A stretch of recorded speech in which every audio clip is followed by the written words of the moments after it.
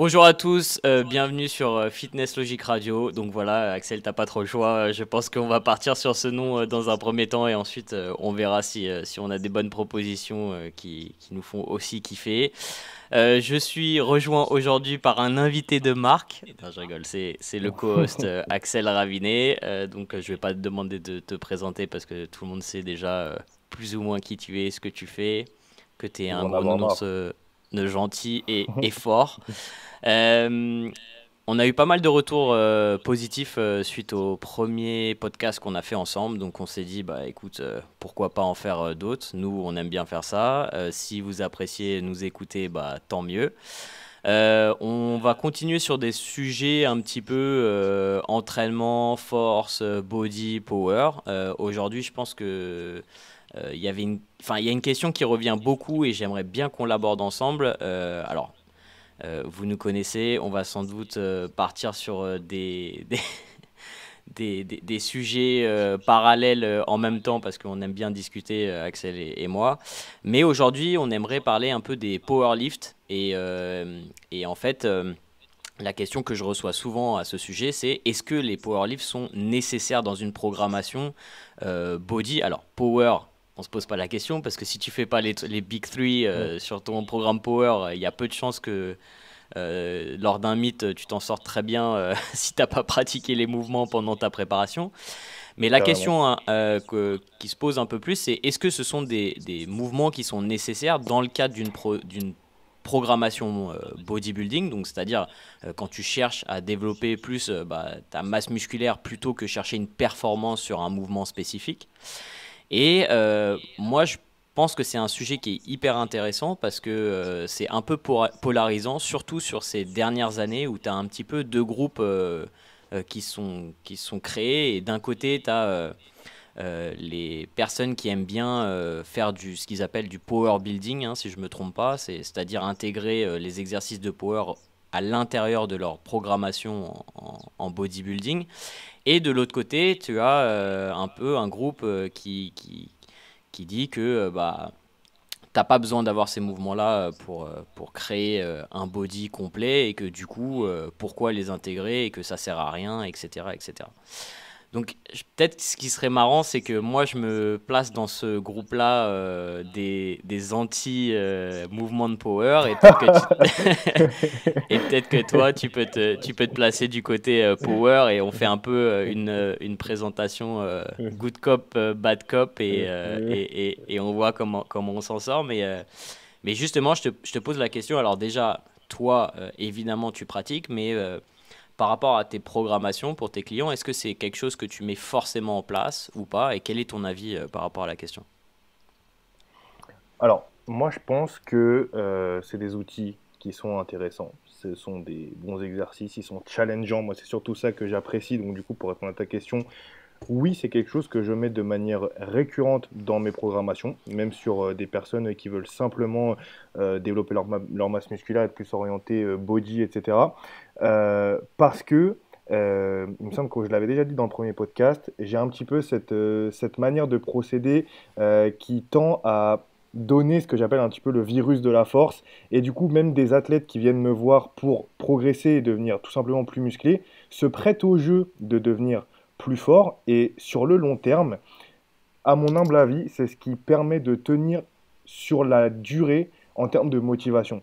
Devenir plus fort au curl biceps, c'est cool. Devenir plus fort au squat, au bench, au deadlift, au Romanian deadlift, sur les exercices les plus polyarticulaires et les plus complexes qu'on a, bah, c'est plus challengeant et souvent c'est plus intéressant sur le long terme pour garder vraiment cette notion de motivation et de se dire, bon, allez, aujourd'hui, faut que je me sorte un peu les doigts et faut que je rajoute une répétition sur mon bench ou faut que je rajoute 1 kilo ou 2 kilos sur mon squat. Donc ouais, moi je trouve que c'est quelque chose de vraiment intéressant. Est-ce qu'ils sont obligatoires?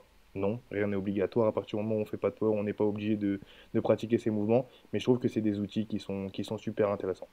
Donc toi, le premier truc que tu mettrais en avant, c'est finalement l'adhésion de la personne à sa programmation, dans le sens Carrément, ouais. où tu penses qu'avoir ce type de challenge, ce type de mouvement est vachement motivant pour s'entraîner. Et du coup, si c'est pas dans ta programmation ou dans la programmation de la personne, tu penses qu'il peut perdre un petit peu de la motivation, c'est ça? Ouais, je pense Ouais. carrément qu'il y a des exercices qui sont un peu, au-delà de les qualifier de power lift, on pourrait juste les qualifier de main lift, de sorte que la séance s'articule majoritairement autour de ces exercices-là. Et je pense qu'on fera un petit peu la nuance après, parce que au début, le sujet c'était un petit peu plus les power lift. Après, on sait qu'il y a des main lift, des exercices, des compound exercises, comme on dit souvent, comme Jordan Peters aime appeler ces exercices-là. Et c'est vrai que pour moi, c'est vraiment les exercices qui viennent un peu donner le squelette de la séance et c'est avec ces exercices-là qu'on a envie de venir s'entraîner dans ma conception générale et sur les retours que j'ai généralement de mes athlètes. Alors je vais déjà partir en freestyle, mais vous inquiétez pas, j'ai une petite trame, donc on pourra revenir sur le sujet. Mais du coup, dans ta programmation, tes main lifts, tes compounds, c'est quelque chose que tu mets comme premier exercice d'office? Ou comment tu t'organises par rapport à ça?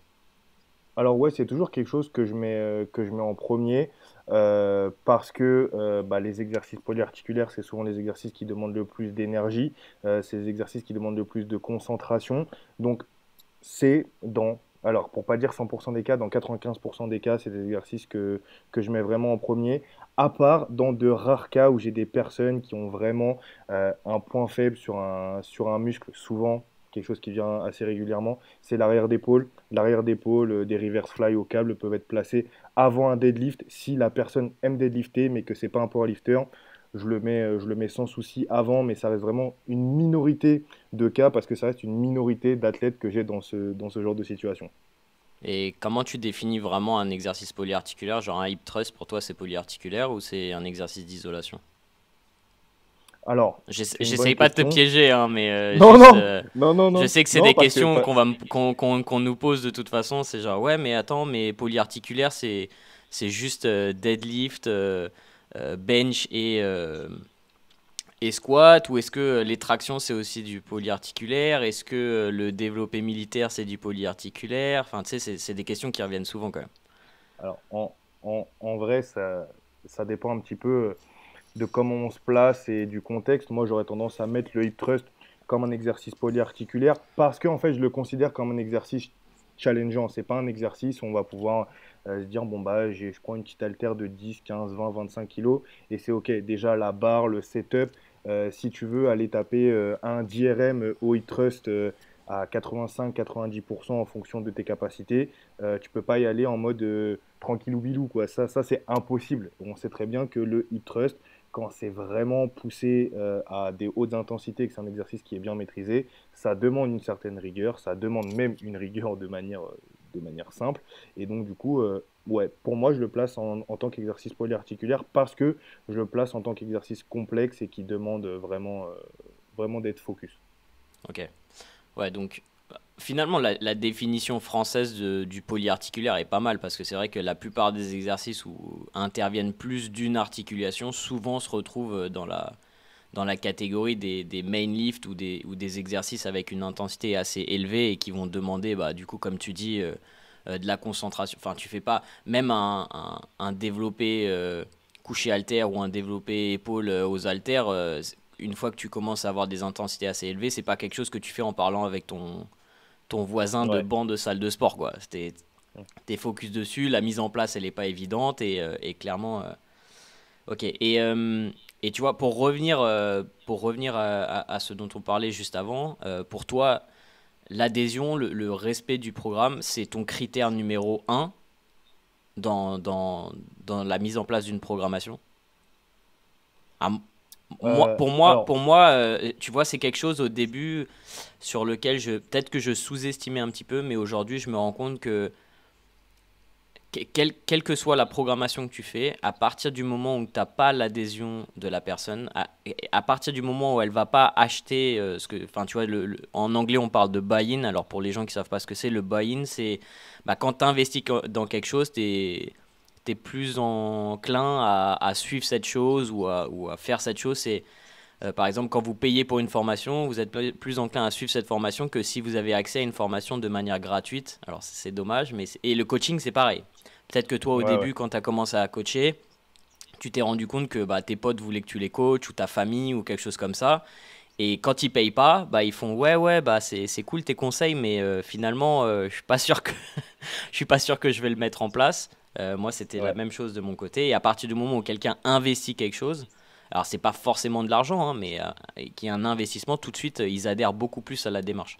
Mais ouais, par rapport à l'adhésion, ouais, excuse-moi, je parle, mais je t'écoute même pas. Non, bah du coup, moi je pense que l'adhésion, c'est le facteur principal, mais de mon côté, et sur une fois de plus, pour pas être complètement catégorique et pas avoir une vision purement manichéenne, je dirais que quand même dans 95% des cas, je recoupe l'adhésion avec la progression. S'il y a une progression sur les exercices, souvent il y a une adhésion. Après, si on recoupe encore avec le sujet qu'on a aujourd'hui, euh, pour ma part, je sais que j'arrive beaucoup plus à fédérer les gens sur leur entraînement avec des powerlifts qu'avec, par exemple, des tractions. Ça ne veut pas dire que les tractions sont un mauvais exercice ou que ça ne peut pas être le main lift d'une séance. Je sais que toi et Antoine, par exemple, vous adorez les tractions et c'est des exercices que vous mettez sans souci en main lift parfois sur certaines séances, je pense. C'est quelque chose qui ne m'arrive jamais, mais parce que moi j'ai quand même cette dynamique power. Donc ouais, moi je recouperai toujours l'adhésion avec la progression et avec les powerlifts. Alors pour me défendre par rapport à ça, parce que par rapport aux tractions, alors désolé, ceux qui ne font qu'écouter ce podcast, vous voyez pas que j'esquive les balles d'Axel. D'ailleurs, normalement à partir de ce podcast, vous pourrez tout écouter sur une plateforme d'écoute et normalement sur toutes les autres plateformes, genre Spotify, Apple, etc. Donc si vous kiffez, dites-le nous, laissez des notes positives et tout, nous ça nous aidera à développer ce podcast. Voilà. À part ça, il n'y aura pas d'autres pubs, hein, c'est juste soutenez-nous dans cette démarche. Ouais, pour les tractions, c'est intéressant que tu dis ça parce que c'est vrai que c'est des exercices que j'aime bien dans le sens où au niveau de la santé de l'épaule, tu sais, c'est un mouvement où instinctivement tu vas avoir un bon timing scapulo-huméral de manière assez naturelle chez la plupart des gens qui arrivent à faire des tractions. Ceci dit, je les programme de moins en moins chez les personnes intermédiaires avancées.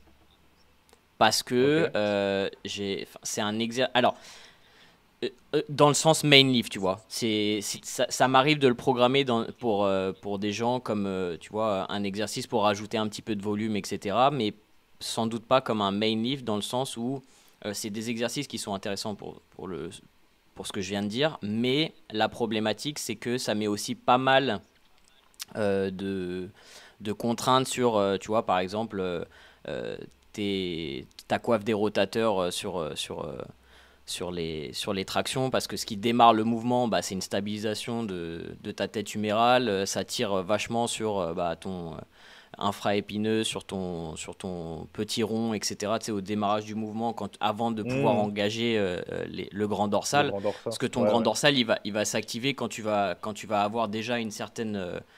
euh, enfin, t'es en flexion de l'épaule, mais tu vois ce que je veux dire, le démarrage de Les premiers l'extension de degrés. l'épaule. Ouais, exactement. Ouais, ouais. Donc, c'est pour ça d'ailleurs qu'il y a beaucoup de gens qui trichent entre guillemets les tractions et tu sais, qui tendent jamais les bras et qui restent toujours avec un grand dorsal activé.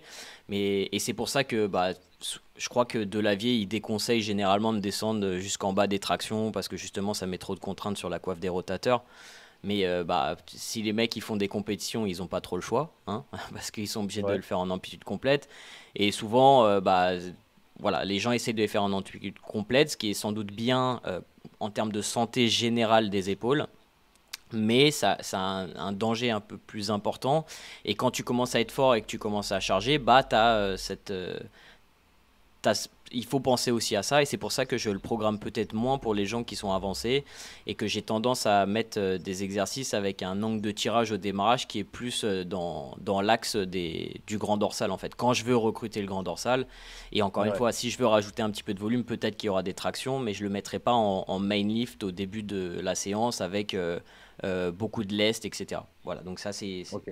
voilà, c'est des choses qui évoluent avec le temps au niveau de nos approches, mais voilà, je voulais me défendre sur tes balles tirées. Mais toi, tu fais Non, pas de traction parce que t'es trop lourd, c'est ça, et tu t'entraînes que avec des gros. Bah non, mais en plus, dis-toi que j'avais relativement bien progressé aux tractions. Puis après, je me suis fumé le coude. Et puis bah, alors là, c'était plus possible. Entre le coude et C'était les avant-bras l'excuse. qui étaient un peu raides, c'était chaud. Mais tu vois, c'est marrant ce que tu dis parce que moi aussi, il y a des exercices que j'ai toujours tendance à programmer plutôt avec une périodisation et une progression euh, par volume plutôt que par intensité. Et souvent, les tractions, c'est quelque chose que je fais, enfin que je mets en place. Et du coup, je préfère plutôt augmenter le rep range si c'est possible, en fonction du niveau de la personne, même si parfois ça demande quand même pas mal d'efforts, ou multiplier le volume en fonctionnant par volume total plutôt que de venir trop chargé. Et c'est un peu la même chose pour les push-ups, parce que j'ai remarqué que bah, s'il n'y a pas un setup qui est assez cool pour les push-ups avec un harnais de bonne qualité et tout, bah, souvent c'est un peu le merdier pour mettre des poids sur le dos. Alors quand tu peux mettre 20-25 kilos, on va dire que pour Je, certaines salles et de c- power, s'il y avait des disques de 50, je t'ai envoyé la vidéo de l'haltérophile chinois qui arrive à se mettre 100 kilos de plate tout seul sur son dos avant de faire des non, push-ups. non, Ah là, il faut non, que je te non. l'envoie. Le mec, il est assis avec les disques verticaux derrière lui. Tu sais, il est sur un Ouais. cube en fait. Et genre, il passe ses mains derrière avec enfin, tu vois, genre, la souplesse d'extension d'épaule, il arrive à choper les 100 kilos, donc 4 disques de 25. Et avec un mouvement, il fait pouf comme ça et il les met tout seul sur son dos. Et après, il se met en position de pompe. J'ai halluciné. Je me suis dit, mais le mec, Ouais, c'est les incroyable. mecs sont chauds.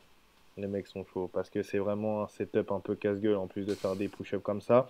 Jusqu'à 20-25 kilos, et c'est justement ce que j'allais dire. Dans certaines salles de power, parfois il y a des plates de 50. Je dirais que si tu as juste une plate de 50 à mettre et que ça suffit pour toi, ça peut être pas mal. Mais dès que tu commences à empiler des disques, c'est un peu bourbier et c'est pas forcément Et tip puis top. ça dépend de ton style aussi, parce que le disque, parfois, si tu le mets pas bien ou trop, tu sais, ça peut toucher ton coude ou limiter un petit peu la mobilité de ton Ah, omoplate. ça m'est jamais arrivé, mais ouais, je vois. Ouais.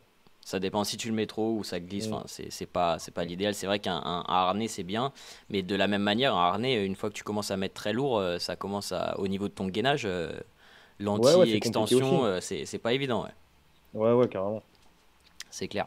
Mais ça, c'est un truc hyper intéressant, tu vois, parce que tu sais, tu parlais de mettre des exercices comme volume, et ça, je pense que c'est un sujet hyper important dans le cadre tu sais, du powerlift, non powerlift, parce que euh, tu vois, dans le cadre de bodybuilders qui veulent garder des powerlifts parce que bah, potentiellement ils peuvent faire du powerlifting en hors saison, il y a quand même pas mal. Il y avait aussi une vague comme ça, je pense que c'était poussé par 3DMJ, je sais pas si tu vois, Eric Helms, Ouais.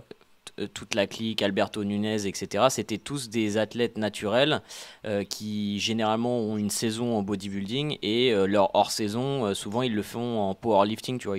Je pense qu'ils Ouais. apprécient bien le sport, etc. Et du coup, c'est une approche qui s'est quand même pas mal démocratisée. Alors, évidemment, ils ont moins de traction en France, donc il y a moins de gens qui connaissent. Alors, Eric Helms, c'est une star, mais le reste de 3DMG, pas forcément. Et, euh, et du coup, dans cette idée, il y avait beaucoup de gens qui me demandaient de leur faire une programmation avec quand même un intérêt pour le powerlifting et en même temps bah, vouloir développer Mhm. leur corps d'un point de vue bodybuilding.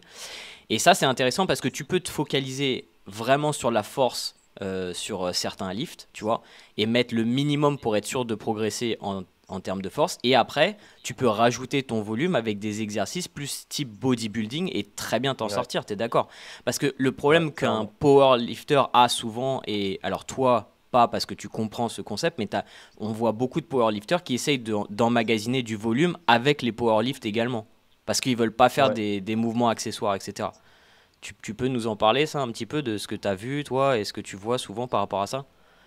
Alors ça, c'est un sujet qui me taraude énormément parce qu'en réalité, tu vois des athlètes très très bons qui fonctionnent uniquement avec des powerlifts, qui ont un volume qui reste tout à fait correct pour avoir une hypertrophie cohérente et efficace sur le long terme. et qui, du coup, je pense, peut-être par manque de recul, et je pense qu'à la base, quand même, c'est bienveillant, n'ont pas le recul de se dire que ça, c'est pas pour tout le monde. Il y a des athlètes qui sont très doués, qui sont très bons, qui vont avoir aucun souci pour développer un physique harmonieux et solide et qui look vraiment un peu bodybuilding juste avec des powerlifts, mais ça reste une minorité de personnes. Je sais très bien que j'ai un point fort épaule. Si je veux un arrière d'épaule solide, malgré que j'ai quand même un profil anatomique au niveau de l'arrière d'épaule qui est plutôt favorable par rapport à certaines personnes, si je fais pas de reverse fly, si je fais pas de rowing, mon arrière d'épaule il bouge pas. C'est pas mon deadlift qui développe mon arrière d'épaule. Et pourtant, on voit des powers qui sont extrêmement solides, qui ont un arrière d'épaule solide et qui touchent pas à une poulie, qui touchent pas à un haltère et qui passent leur temps à faire du deadlift, du squat et du bench. Si ça marche pour eux, Steroids. tant mieux. Mais même en vrai avec des stéroïdes, je trouve ça quand même, je trouve Non, ça non, étonnant non, parce que, je ouais, rigole, mais je sais que tu caricatures, mais c'est bah, vrai t'as que quand pour même un certains travail profils, isométrique c'est vrai, assez important hein, à partir du moment où assez tu as des certaines important. intensités. Mais bon, quand tu vois quand même la difficulté de certains athlètes à avoir un arrière d'épaule alors qu'ils le bombardent avec de l'isolation, avec des câbles, avec des haltères et tout ce que tu veux, et le résultat n'est pas forcément au rendez-vous, et tu trouves des mecs qui sont très doués, qui vont venir véhiculer cette parole, pardon, et c'est pas pour duper les gens. Je pense que vraiment, ils pensent vraiment être bienveillants en disant, bah voilà, t'es powerlifter, euh, reste sur ces principes de spécificité. D'ailleurs, c'est quelque chose que j'ai abordé. C'est vrai que la spécificité, c'est extrêmement important pour une discipline comme le powerlifting, comme l'haltérophilie, mais ça marche pas pour tout le monde. Et ça, on pourra pas me le retirer de l'idée. Je pense que des personnes qui réussiront à avoir des épaules en bonne santé en faisant que des powerlifts, bah, ça se compte sur les doigts d'une main, quoi, sincèrement. Parce que bah, avoir un volume de 10 ou 15 séries de développé couché par semaine Faut et vraiment être pas chanceux. renforcer la coiffe, voilà, et pas avoir la coiffe des rotateurs qui se barre un peu en freestyle, bah sérieux, j'aimerais bien discuter avec le nombre de personnes qui arrivent à s'en sortir comme ça, sans se dire, ah, je fais du développé couché, j'ai mal à l'épaule, j'ai le tendon du long biceps qui me fait mal, etc., etc. Ah, le Donc voilà tendon mon du avis long pour ça. biceps, tout le monde C'est le pense que c'est le classique du tendon. bencher. C'est ouais, et pourtant, alors je vais sans doute faire une vidéo là-dessus, donc je vais pas spoil pendant mon podcast, mais à mon avis, le tendon du long biceps qui est souvent mis en cause parce que les gens ont souvent mal à l'avant de l'épaule, à, à mon avis, la plupart des gens n'ont rien au tendon du long biceps, mais c'est plus d'autres Ah ouais? pathologies ouais, Ok, ouais, que je présenterai. ok. Euh, et euh, mais du coup, en fait, je pense qu'il faut aussi qu'on. Alors, non, je vais d'abord parler de l'arrière d'épaule, mais je pense que aussi sur l'arrière d'épaule, ça, c'est un muscle qui est extrêmement difficile à développer pour la plupart des gens parce que ils comprennent pas vraiment quelle est euh, la fonction L'action biomécanique en anatomique? fait. Ouais. Ouais, exactement. Ouais. Tu vois souvent des gens qui font de l'arrière d'épaule en faisant des rhomboïdes, tu sais, ou du trapèze Ouais, ouais. moyen, alors Ouais, ouais. enfin, donc pour ceux qui nous écoutent, vous devez comprendre que l'arrière d'épaule, le faisceau postérieur de l'épaule s'attache sur votre omoplate en fait. Donc à partir du moment où vous bougez votre omoplate dans une certaine mesure, vous allez travailler bah, les rhomboïdes et votre trapèze plutôt que votre arrière d'épaule. Et tu sais, souvent tu vois aucune variation de l'angle entre le bras et l'épaule et tout se fait avec une rétraction scapulaire. Ouais, ouais. Et alors évidemment, c'est comme des élévations latérales. Ton trapèze supérieur, il s'active pour stabiliser ta scapula et même, tu vois, avoir un petit angle en fonction de où est-ce que tu finis ton Où est-ce que tu élévation montes, ouais. latérale. Mais si tu fais le mouvement seulement avec ton trapèze, bah, tu vas pas engager ton faisceau latéral tant que ça. Donc, Ouais. si vous avez du mal à développer votre arrière d'épaule, pensez que le mouvement vient pas seulement de votre rétraction scapulaire, mais aussi le mouvement entre votre bras et la scapula. Bref, petite parenthèse biomécanique. Faudrait qu'on mette un jingle musique ou un truc comme ça. Mais par rapport à ce que tu disais, c'est vrai que souvent c'est quelque chose que tu vois. Alors particulièrement pour les powerlifters qui s'entraînent dans leur garage parce que bah Du coup, ils se disent, ouais, bah, j'ai pas d'accessoires, j'ai pas de poulies et tout, du coup, je vais faire que des powerlifts. Mais à mon avis, en termes de santé physique sur le long terme, c'est peut-être pas l'idéal parce que le problème avec les powerlifts, quand tu commences à être bon et t'entraîner avec des certaines intensités, le tonnage total et les contraintes mécaniques que tu peux mettre sur tes articulations, tu penses pas que ça va être quand même un peu compliqué sur le long terme? Bah complètement, complètement. Et c'est pour ça que je trouve ça, de mon point de vue, si on parle enfin, si on fait une généralité, c'est problématique. Parce que le volume que tu devras encaisser si tu as un certain niveau pour développer tes pectoraux, pour développer tes triceps, pour développer tes quadriceps, bah, si on parle des quadriceps, bah, quand tu as un niveau avancé, bah, faire 8 séries de quadriceps, donc peut-être 2 fois 4 séries de squats dans la semaine, bah, c'est un peu problématique. Généralement, ça provoque pas un stress mécanique qui va être suffisamment important pour une hypertrophie des quadriceps sur le long terme. Donc, voilà, après, probablement que ces gens-là réussissent aussi à progresser sur le long terme en améliorant leur technique, en jouant peut-être sur des paramètres pas un peu plus, mais en jouant sur les paramètres nerveux, peut-être, je sais pas, la hype, le fait de synchroniser l'ensemble des muscles qui sont responsables du mouvement en même temps, optimiser peut-être, si on parle du squat, la fixation du haut du dos, du upper back. Voilà, c'est multifactoriel, optimiser son bracing, optimiser l'utilisation de sa ceinture, mais sur le très long terme, je vois pas comment ça peut être possible à part si on est béni des dieux, parce que mécaniquement, pour moi, c'est vraiment problématique. Et souvent, c'est ça qui est mis en avant par l'autre groupe de personnes qui est un petit peu anti-powerlift, c'est que bah, t'imposes énormément de contraintes, le tonnage est important et du coup, souvent ce qui est mis en avant, c'est ouais, bah, pourquoi te blesser en faisant un exercice potentiellement plus dangereux comme un squat plutôt que faire de la presse à cuisse parce que de toute façon, à partir du moment où tu mets de la tension sur le muscle, peu importe quoi.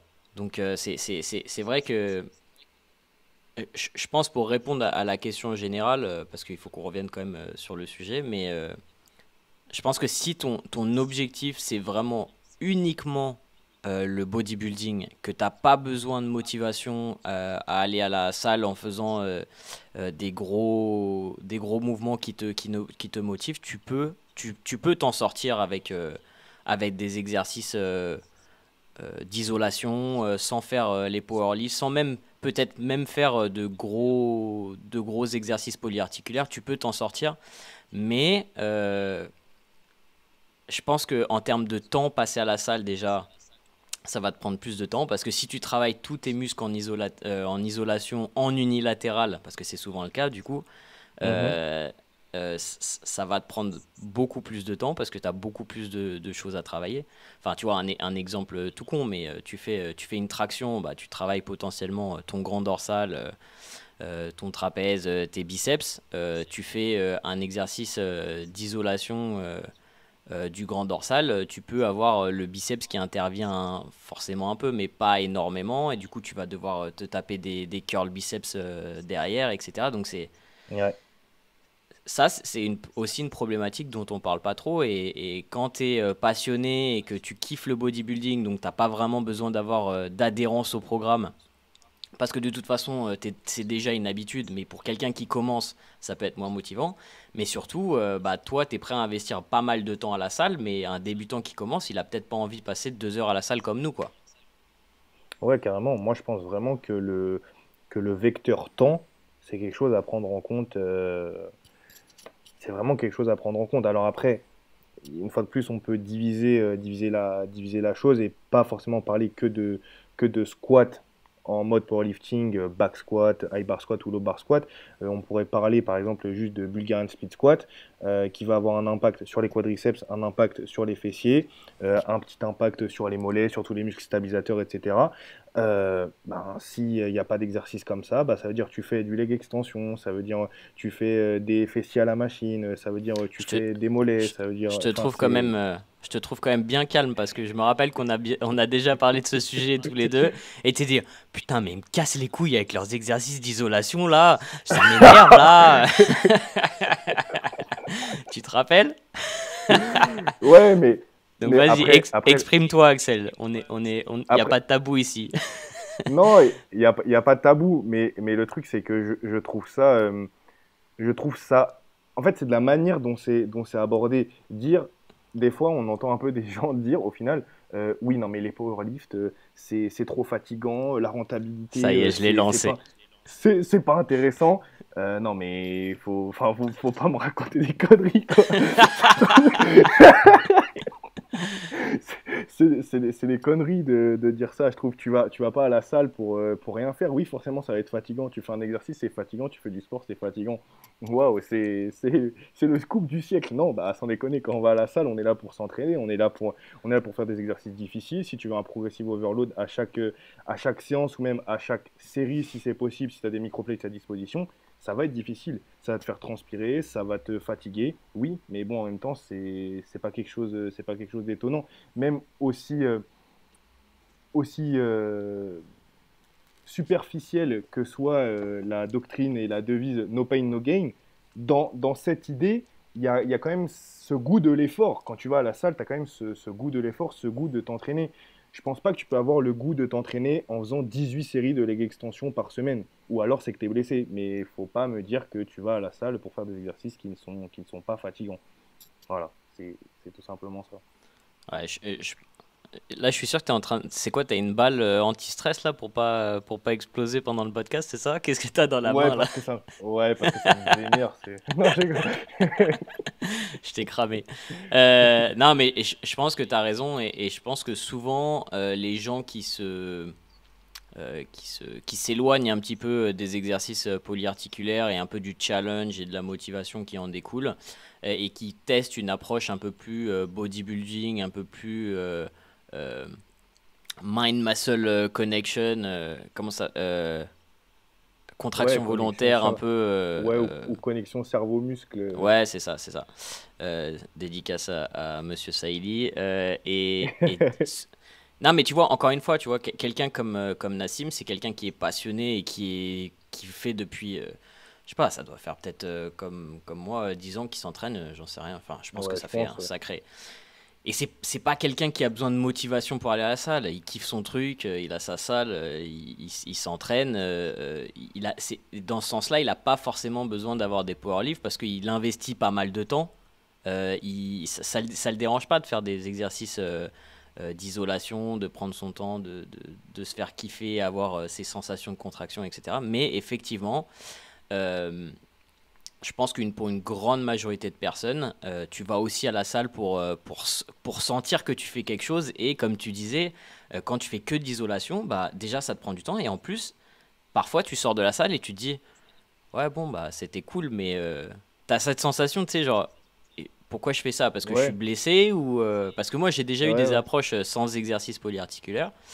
Euh, Principalement parce que j'étais blessé et que je devais travailler autour de ça, tu vois.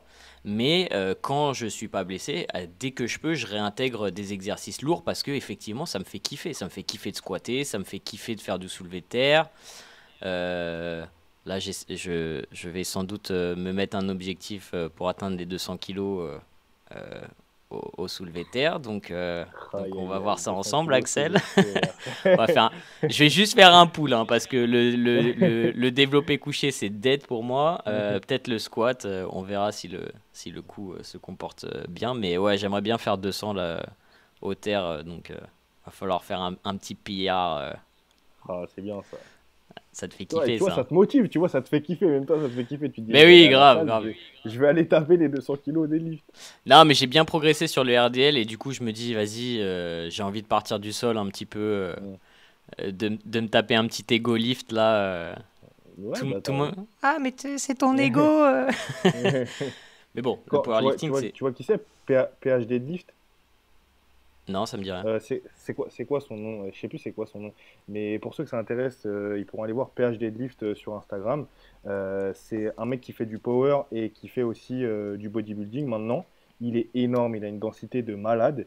Et le mec, ses main lift, je pense que trois quarts, pour pas dire 85% de ses séances, c'est du deadlift, c'est du squat, deadlift, que ça soit en tradi, que ça soit à la trap bar, que ça soit du squat à la safety bar, que ça soit du squat type power. Et le mec est énormissime. Énormissime. Je croyais que c'est pas panaché là. Non, ça c'est un Ah non, toi, powerlifter. français? Toi, tu parles Ouais, tu parles de. Ouais, The Panache, je sais plus c'est quoi The Panache. Ouais. c'est Panagiotis, son prénom. Ah oui, c'est Ben Polak. Gros. C'est Ben Polak, PhD Ben Lift. Polak. Ben Ok, Polak. ok. Ok, Ouais. ok. Ouais, je Et, vois. Ouais, il est énorme. et il est énormissime. Ouais. Et, euh, et du coup, voilà, Pour bah, c'est revenir tout ce que. à la question des blessures, moi j'ai mon avis là-dessus, mais tu sais, souvent ce qui est mis en avant, c'est ouais, mais les powerlift égale blessure au bout d'un moment. Souvent c'est ce que l'on Mhm. entend. Tu sais, ils se disent ouais, mais t'as pas besoin de faire des powerlift, et tu leur demandes, mais pourquoi je voudrais pas faire des powerlift? Et c'est genre, bah parce que tu vas te blesser. Et tu dis, mais attends, pourquoi est-ce que je me blesserais sur un powerlift plus qu'un autre exercice? Bah, je pense que la principale raison, c'est que les gens voient ces exercices comme des exercices qui sont trop complexes. Alors que en réalité, oui, ils sont complexes, mais ils sont pas trop complexes pour la plupart des gens. Il y a des gens qui sont spécialisés sur ces exercices-là parce que oui, ils sont compliqués, mais avec un petit peu d'apprentissage, il y a des gens qui font pas appel à un coach de powerlifting qui se retrouvent à faire des powerlifts de bonne qualité sans se blesser. Alors après, c'est sûr que si on veut aller un peu trop vite, aller plus vite que la musique, faire des suramplitudes sur des exercices où on peut charger un petit peu plus, où ça booste un peu trop l'ego, ouais, ça peut être problématique. Mais généralement, les gens qui se blessent assez facilement sur des powerlifts, c'est des personnes qui ont, un, une mauvaise technique et qui ont, deux, un ego un peu trop important par rapport à leur capacité technique dans les conditions actuelles. À mon avis, alors, maintenant je vais donner mon avis. Je pense que la blessure, c'est vraiment multifacteur. Tu as évidemment la technique qui rentre en jeu, comme tu viens de dire. Je pense que la programmation en général aussi rentre en jeu, et c'est pour ça que, tu sais, on parlait juste avant. Si tu as une mauvaise programmation et tu as quelqu'un qui essaye de te faire emmagasiner trop de volume avec des powerlifts, en plus, si tu as une technique moyenne, bah, à un moment, ça va être problématique. Et moi, personnellement, beaucoup de blessures, je les ai vues parce que la programmation n'était pas adaptée à l'athlète, tu vois. Genre, par exemple, même moi, tu pourrais me dire, bah, quand tu as eu quand tu as eu tes petits problèmes au niveau du coude quand on bossait ensemble, bah, euh, aujourd'hui, je comprends que la programmation que j'avais mis en place pour toi, c'était peut-être pas optimal pour toi. Bon, toi, t'es un mec qui sort un petit peu de l'ordinaire, donc je trouve des excuses. Mais ouais, tu vois, souvent ça vient d'une programmation qui est pas adaptée. Et dernièrement, je pense aussi, malheureusement, que ça, c'est le problème du powerlifter et pas du mouvement, des mouvements du powerlifting. C'est que, tu sais, tu as cette approche de genre, ah bah dans cette position, ça me fait un peu mal. Ah bah je vais écarter un petit peu. Ou tu sais, pour avoir une meilleure performance, tu dis, ah bah tu vois, là, sur le développé couché, si je réduis un peu l'amplitude, je peux pousser plus, tu sais. Parce que tu essayes de trouver à chaque fois une solution pour être plus performant. Alors, tu sacrifies la technique, mais aussi, tu travailles pas sur la problématique sous-jacente qui pourrait poser un problème dans le futur, tu sais. Et tu imposes trop de tension à un certain tissu, Ouais. à un certain endroit dans ton corps, au lieu de te dire, non, il faut d'abord que je renforce cette partie de mon corps pour pouvoir progresser sur le reste, tu vois. Et ça, c'est quelque chose que je vois beaucoup aussi, tu vois. C'est pas Ouais. avoir une approche générale et de comprendre que bah, si tu as toujours un facteur limitant, tu sais, et si tu adresses pas ce facteur limitant, bah, potentiellement ça va être problématique un peu plus tard au cours de ton évolution, quoi. Ouais. Je suis d'accord. Du coup, pour rebondir sur ce que tu disais, évidemment que la blessure est multifactorielle et que ça pourrait être l'objet d'un podcast de 3 heures, la blessure et les powerlifts. Ça, on est bien d'accord. Du coup, juste pour rebondir et pour pas que les gens qui nous écoutent pensent que j'ai une vision un peu trop découpée, bien évidemment que la programmation, le volume, l'intensité, tout ça rentre en ligne de compte sur les blessures, sur les powerlifts. Mais après, généralement, je trouve quand même que pour des personnes qui vont vouloir tester les powerlifts et qui vont s'en débarrasser aussi vite, les problématiques que ces gens-là vont rencontrer avant tout, c'est la technique et l'ego. Après, sur des personnes qui vont chercher un petit peu plus loin, qui vont chercher à tester l'exercice, il y a des personnes qui n'ont pas toutes les billes en main et il y a probablement des personnes qui se disent ah bah je fais du squat, bah je fais des séries de 3 ou 4, ouais non c'est pas assez pour faire c'est pas assez pour faire du muscle, donc je vais faire du squat en série de 10 ou en série de 12. Bah oui, c'est sûr que la technique se dégrade au fur et à mesure du temps et là finalement on rebondit sur le fait de dire que bah probablement que pour la plupart des gens, avoir des sets de 10 ou 12 au squat, ben, c'est pas adapté en fait pour la plupart des gens. Donc, je pense que la problématique effectivement vient de la programmation. Et il y avait autre Tu chose que tu as programmes dit qui pas était super du, intéressant. tu programmes pas du 10 x 10 sur tous tes livres, toi, Axel? Si German Volume Training, c'est ma spécialité. Le GVT des familles sur la même séance. Alors, aujourd'hui, tu me fais un 10 x 10 au squat, suivi d'un 10 x 10 au bench et Hmm, après 10 x 10 au deadlift. Bah, dans bah, l'ordre du meet-up, hein, normal, hein. euh, logique, pour plus de spécificité. Et sinon, il y a autre chose que tu as dit que je trouvais super intéressant. Je sais plus ce que c'est. Et tout ce que je dis, c'est T'as pas... intéressant, non? Ouais, c'est vrai. Je C'est rigole. vrai. T'as parlé d'un truc, je savais que c'était intéressant, je voulais rebondir dessus. Euh, je sais plus ce que c'est. Ça va te revenir. C'est La pas grave. prochaine fois, tu prends un petit Non. calepin avec des notes et tu Ouais. notes. Non, je pense un dernier truc dont il faut qu'on parle à ce sujet, c'est du coup euh, comment tu mets en place la sélection des exercices. Parce que ça revient à ça finalement. C'est dans une programmation, comment tu sélectionnes les exercices, comment tu privilégies certains exercices par rapport à d'autres. Euh, alors, on peut parler de Bayesian évidemment, hein, petite Hum, pub gratuite. On hum, a un chapitre dans Bayesian hum. qui répond évidemment à ces questions et on a des critères de sélection pour sélectionner les exercices. Mais voilà, est-ce que tu peux nous en parler un petit peu, Axel? Comment tu mets ça en place? Est-ce que c'est en fonction du niveau de la personne? Est-ce que c'est au niveau des objectifs? Comment tu t'y prends un peu? Alors, pour faire simple, moi, vu que dans la plupart des cas, je place si la personne est en adéquation avec ça, parce que bien évidemment, quand je viens à coacher quelqu'un, je lui demande toute une batterie de questions, ses pathologies, les exercices qu'elle affectionne, les exercices qu'elle a déjà pratiqués, et vu que j'ai des retours sur les exercices qu'elle a déjà fait, euh, Ah, tes si tout est programmes, ils sont OK, pas déjà tout préparés, prêts à l'envoi? mais faut pas le dire, ça, c'est mauvais business. C'est pas du cookie cutter. Excuse-moi, je te coupe Et, pour faire des et blagues donc, du coup, merdiques. si les gens sont OK, je mets quasiment à chaque fois le squat bench deadlift. Et pourquoi j'apprécie mettre le squat bench deadlift dans la sélection des exercices? Parce que il y a quelque chose qui est super important dans la sélection des exercices et que je cherche toujours à privilégier, c'est la constance de la position finale. Et en powerlifting, puisqu'on est obligé d'avoir cette constance de la position finale pour valider un lift, et ben du coup, ça donne une bonne trame en fait d'exécution et un bon mindset vis-à-vis de cette sélection des exercices et de cette compréhension de l'exécution. Souvent, les gens vont être super carrés en se disant, ouais bon bah le squat vu que c'est un peu complexe, j'aime bien mais je veux pas me blesser, bon bah je vais faire bien attention, je vais descendre suffisamment, pas trop bas pour pas me faire mal et puis je vais remonter, je vais être bien stable et tout. Ok, donc bah là mon mouvement, je l'exécute d'une bonne façon, c'est bien.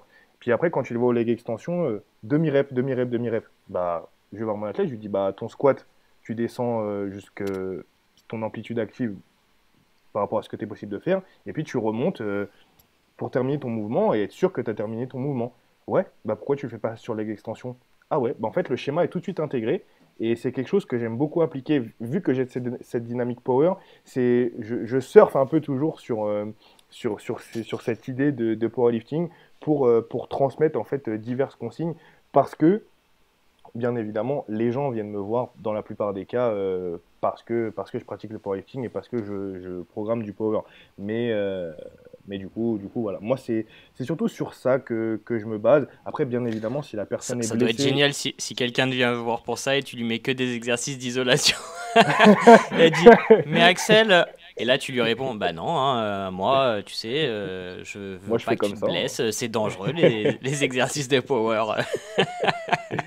Après, évidemment, si la personne est blessée ou qu'elle a certaines pathologies, on peut tout à fait aussi progresser sur un powerlift et avoir une sélection des exercices sur les powerlifts en cherchant des exercices qui ne déclenchent pas de douleur sur sur un mouvement donné, en choisissant un exercice qui est le plus proche possible de ce qu'on peut faire par rapport à notre pathologie.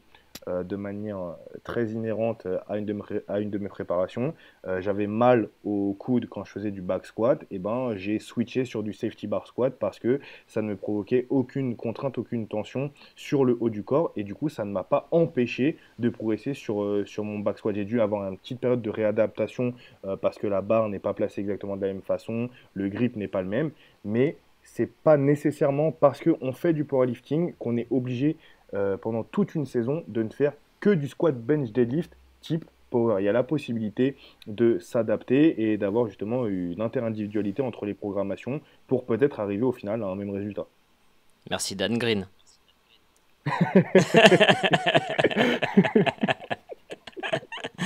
Allez, nous on est gentils si on donne nos références. Non, je rigole.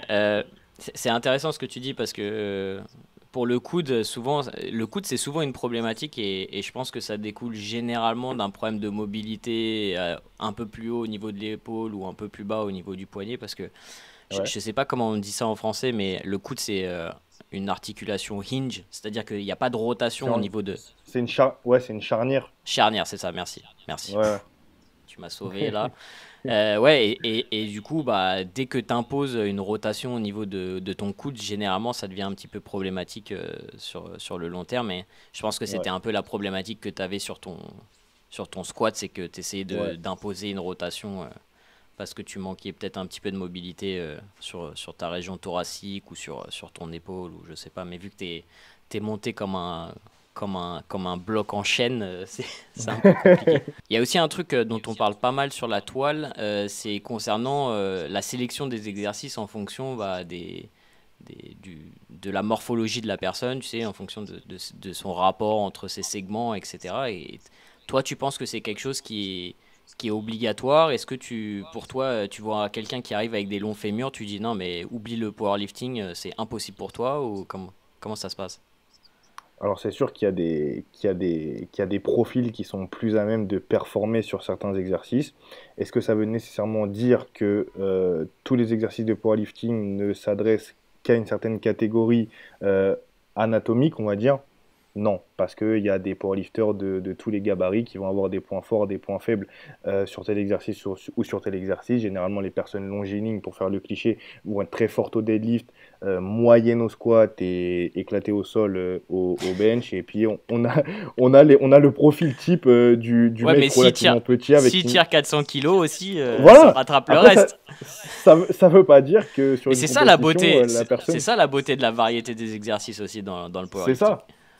C'est ça, c'est qu'un pro deadlifter peut ramasser tout le monde sur son premier essai au deadlift alors que le mec était 3 ou 4e sur sa position par rapport aux autres adversaires. C'est vrai que c'est ça qui est incroyable.